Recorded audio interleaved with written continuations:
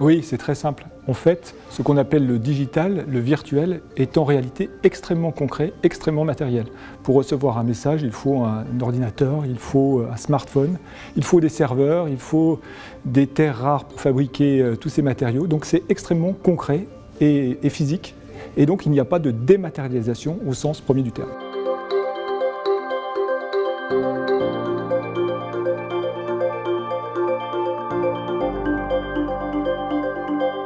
En réalité, le courrier crée un contexte chez le destinataire.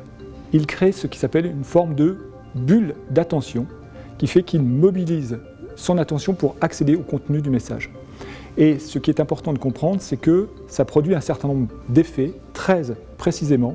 On peut parler de considération, je me sens considéré quand je reçois un courrier à valeur, ou d'immersion avec le contenu de ce que je lis. Je rentre dans un univers, je rentre dans un monde tout à fait nouveau et je m'immerge dans ce qui est écrit, dans ce qui est rédigé.